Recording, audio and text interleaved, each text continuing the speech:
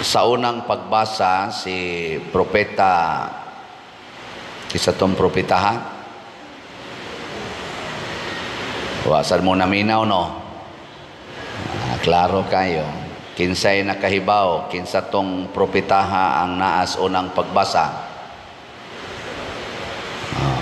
Ang nakatagaan malangit, si propeta Elias.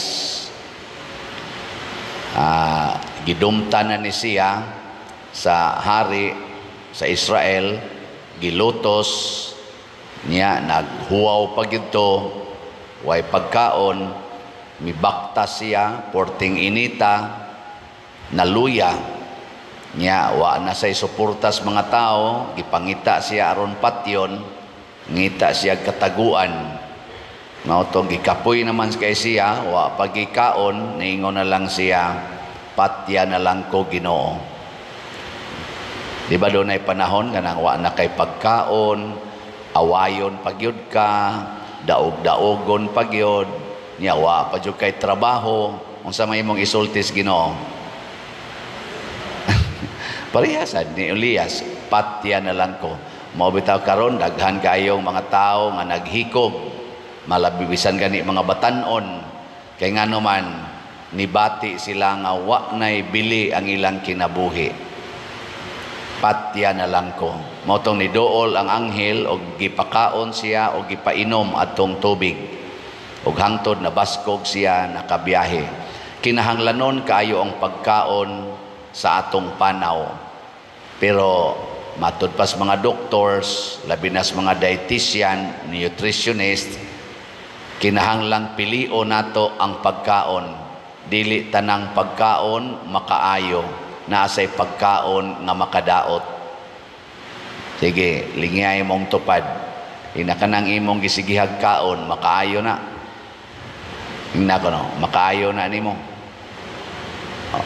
Ito, kanang gisigihan nimo rog inom, makaayo na nimo. Sige. Og si Kristo mi offer ang pagkaon nga makahatag og kinabuhi nga dayon kanang di na jud ka mamatay, kana mo'y pili ang klasihas pagkaon. Kay dunay pagkaon dinis kalibutan or hapit tanang pagkaon sa kalibutan makapatay dili makabuhi. Usa ra gyud ka pagkaon ang makahatag og kinabuhi nga way katapusan. Unsa man ang pagkauna? Matod pa ni Kristo, ako, ang akong unod, maoy makahatag og kinabuhing way katapusan. Kanang ubang pagkaon, pulos gina makamatay. So ay namurog kaon. Nya kanang inyong budget sa pagkaon, ipalit nag slot. Unsa man? Okay o dili? Anak ko no be o anak? Ayaw na mo kaon ba? Gikan karon hangtod mo moabot sa langit. Nya ang inyong budget sa pamahaw paniudtog panihapon ipalit nag slot. Hurot dayon ning atong mga slots. Si Kristo 40 ka adlaw, 40 ka gabi wa mo kaon. Buhi kay ngadto matud pa niya, ang tao dili mabuhi sa pan lamang kundili sa matagpulong sa Dios. So si Kristo ningon siya, ako maong pan. Dili day pan nga kanang pan gyud nga makaon, kung dili ang tinuod day nga pan mao ang pulong sa Dios nga nahimong tao. Pulong sa Dios. Mabuhi ta sa pulong sa Dios. Tinuod gyud na. Tistingin na ninyo karon, niya ang pulong sa Dios nag-ingon. Unsa may pulong sa Dios? Pamalit mo slot. Nya, mutuman mo ana dili.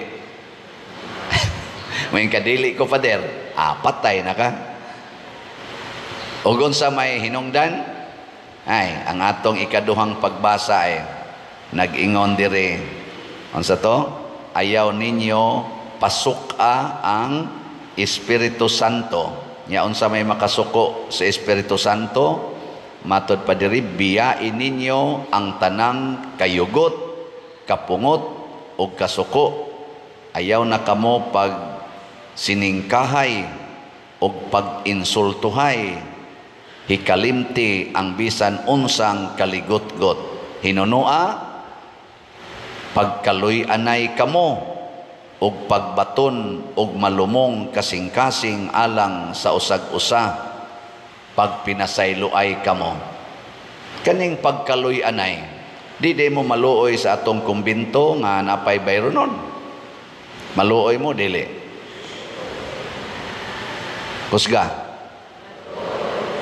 Unya, wa may laing makasumpo ana, wa may makasulbad ana kung dili ang pagpalit og slot. Oh, di ba? Oh, tag 500 pesos ra na palitin ninyo og slot. Mga igsoon, ang tinuod gyud nga gipasabot ni Kristo nga ang pulong sa Dios atong sundon. Og ang pulong sa Dios nagtudlo nato unsaon pagpakigrelasyon sa usag-usa. Ang nakapadaghan ron sa kamatayon sa kalibutan, kinigyong hisgutan dinhi, kasuko, dili magpasayloay, kaligot-got, kana deng gubat karon nga way hunong, pulos man na kaligot-got, kasuko. Di ba? Purting daghanang nangamatay, daghan silang pagkaon pero wa nay kapuslanan, naa gani sila mga balay, wa nay kapuslanan kay naggubat naman, gipamiyaan nya, nangamatay sila na igos bala. Gilingi ay mong tupad ing nawa kay gikaligot-gutan ron, nawa kay gikalagutan nya mayon gani naa inapatay gyud ka. Patay oy. Kana ding stress, ingon sila stress, mao kunoy culprit sa daghan kaayong mga dagkong sakit sa tong lawas, apil na ng cancer, bisag unsa na lang mga sakit tungod na sa stress. Unsa man gyud makapastress? Ang mga bugat nga pagbati, kana bang hurts nga imong gipangtaguan dihas imong kasing-kasing nga wa malimpyuhi. Ngano man kay di man mo pasaylo, niya ang pulong sa Ginoo nagingon man, pasayloag kapituan kapito. Di.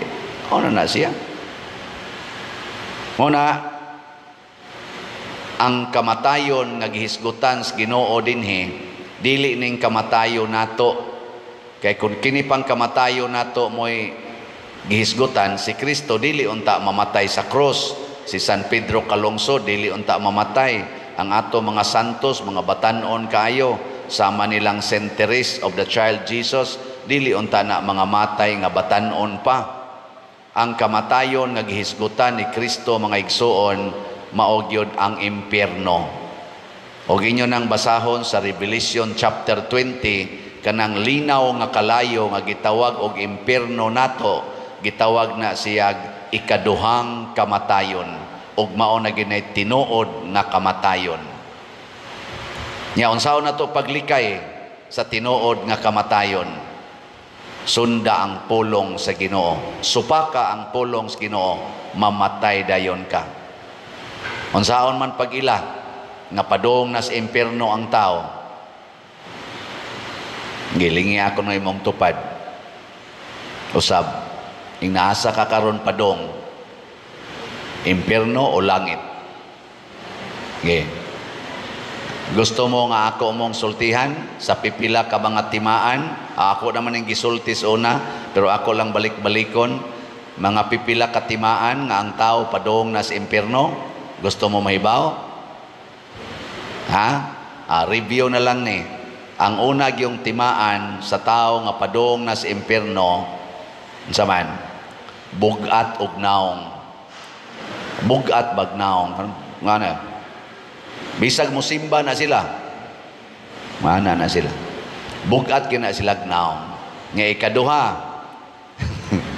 timaan sa tao nga padong sa impierno, dali kay masuko. Parihaning nagwali, dali kay masuko, gamay lang bikil, biyaw-yaw dayon suko dayon na. Nya dugay maulian. Dali masuko, dugay maulian. Asawan, wa mo maapilan eh. Ano na, patay na ka diya. Ano, ikatulo, pero naidaghan ha, kanilang ikatulo. Og para nako, daghan kay dinhi ang naigo. Ang tao nga padong sa impyerno, hadlok mamatay. Oh. Giling nga imong tupad. Hinaon sa man ka, hadlok ka mamatay. Nyamin ko, hadlok oy. Padong ka sa impyerno. Kaya ang tanan nga padong sa langit, mangandoy gid nang mamatay. Kaya nga naman, kahibaw man sila nga inig kamatay nila dinhis kalibutan, musod sila anang kalipay nga way katapusan. Kinsa goy di mangandoy ana? Di ba? Pero kanang wa maminaw sa Ginoo, wa masayod sa pulong sa Ginoo nga nag-ingon, ang langit maoy lugar para nato, gani si Kristo ingon siya, mag-andam kog lugar dito sa langit. Og ang lugar sa akong amahan nindot kaayo, wala nay kasakit, walay kamatayon, wala nay sakit didto. Og ang mutuo ni anang maong pulong, mangandoy gyung mamatay. Pero kana mga taong hadlok mamatay, wa gid na mutuo, kay padong na sila sa impyerno. Nabitaroy atong ako lang ning hisgutan ha, basigo nakakita sa tingay mo ani kana rong naa sa social media nga ning hatag og negative kaing comment sa atong administrasyon, labi na ni Bongbong Marcos og sa iya mga amigo, kana si Cathy Binag, Miss Cathy Binag, sunan ka ng iyang gipangsulti nga nahimo man na siyang 14 years nga kaning kapuyo sa usa sa mga close friends sa atong presidente. Nya mo iyarong gisigihag sulti nga mo lagi na nagdruga sila. Iyan ang gisulti. Purting piligruhas iyang gisulti oy. Niingnan ko siya sa interviewer kanas Maharlika o kana pang sila si sana Loren Badoy o uban pa ka Eric. Gingnan siya, wa ka mahadlok mamatay. Born again naman siya, born again Christian. Wa ka mahadlok mamatay. Unsay iyang tubag. Sige siya smile. Insa tinuod man, patyonon man gyud ko nila. Ila mo gyud ko pangitaag paagi nga patyon karon.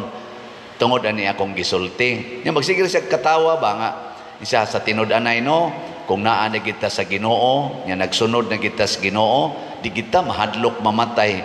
Gani excited kong mamatay kay kahibaw ko nga ini kamatay nako, dritso jud ko sa langit. Kanindot anang mamatay, dritso na ko sa langit, pero kana sila pulos na sila hadlok mamatay kay kahibaw na sila nga padong na sila sa impyerno. Naku lupig man ko ani noong bayhana. Nakaingon bitaw ko kay ako ginyo ko rong ingnon gusto na kang mamatay pader, maingon din ko halina sa tingay nin tanang slatoy. Mura kog man abisag kamo moingon mo padir okay na kag mamatay mo ayaw sa padir daghan pa kay bayronon diha bisa patingalis bisya palma moingon gina nga ayaw sa padir kinsa may motiwas og bayad anang inyong bayronon kinsa may tuhuas mga tao mamaligyag slat ikaw ra may mga bagagnaong diha nga nagbaligya ana ba anugunan ta pero si Cathy Binag sa iyang gipangsulti ang iyang objective muadto ko sa langit. Sa una nga wala pa ko nibalik sa Ginoo, tipon pa ko nila, hadlok sa ko mamatay, o para nako sakto kayo ang among gibuhat, pero karon nakita nako pagkaluoy sa atong nasod. Matod pa niya, di ko moingon hang tinuod na iyang gisulti, kinahanglan pa ng pruibahan. Pero ang ako lang ba, relax kay siya nga nisulti. Og bisan pag sinintruhay nagyumingon, nahibaw ba ka nga anytime karon nanay gasigig sunod nimo kay patyo na kasa kahibaw ko ana hibaw jud ko ana hasta akong mga anak kondisyon na sad sila nga kining akong gibuhat patay gyud ko ani kay ilang term nga gamiton gurgurin gurgurin ko ani pero pagka-relax ngano man matod pa niya ako ning kamatuoran, this is my truth and before God I am telling the truth. Mao na ningon si Kristo, the truth will set you free. So kung ikaw siguro nga nagsulti kas tinuod, di ka mahadlok mamatay. Pero bakakon kay ka, hadlok jud ka mamatay, kay paduong mangkas impierno. Gikatapos ang lingi si Monto Padre, tapos ang lingi, ing na sugod karon, lingi ba? Ing na sugod karon, sabat na ko ba? Sugod karon, pwede na ko nimong patyon. Ing na ko na. Ing na di na dyan ko masuko. Bisag imo pa kong patyon. Nindota na, no? Ay, uban, ay gakusmod lang mga naong. Sige na, nindog na ta.